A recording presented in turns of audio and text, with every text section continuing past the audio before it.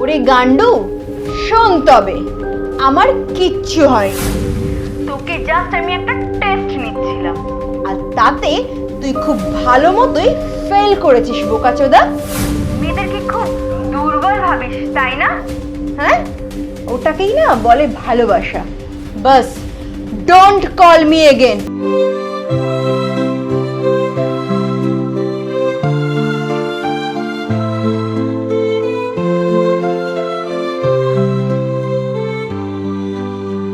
এই মাসে এখন আমার পিরিয়ড হয়নি। কতদিন? 1.5 মাস। What nonsense!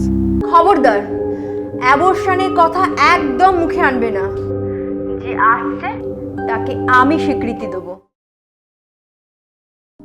আমি তো নিজেকে দিয়ে বুঝতে পারছি, না হলে বিয়ের পর বাপের বাড়িতে পড়ে থাকতে হয়। আসলে না, আমাদের সমাজে এখনো বেশিরভাগ মানুষই মনে করে এই প্রেগনেন্ট হওয়াটা শুধুমাত্র মেয়েদের হাতে, ছেলেদের কোনো ভূমিকাই নেই। একদম ঠিক বলেছিস, আমরা না এখনো অনেক পিছিয়ে আছি।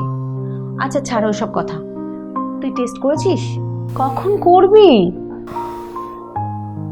সেটার দরকার হবে না। মানে? মানে আমার মনে হয় পিরিয়ড শুরু হয়ে গেছে। সত্যি? জানিস তো, কাল থেকে না খুব টেনশনে ছিলাম, নানা রকম কথা মাথায় আসছিল। একটা জিনিস ভাব, এই পিরিয়ডসটার উপর মেয়েদের কত কিছু নির্ভর করছে। বাট সব ছেলেরা এটা ফিল করতে পারে না। এবার মনে হয় সম্রাটের ব্যাপারে একটু কিছু ভাবা দরকার।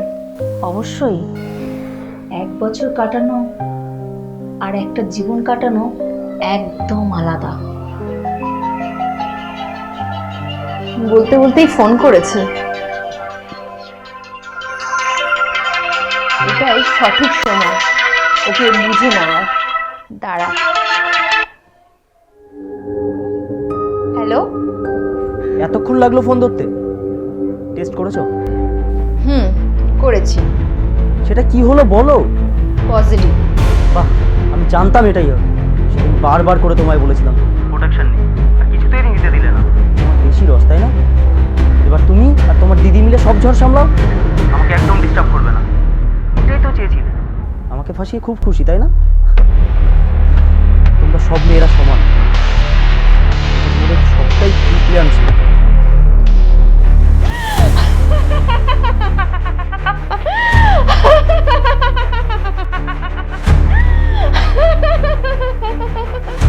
হাসছো কেন? ননসেন্স নাকি?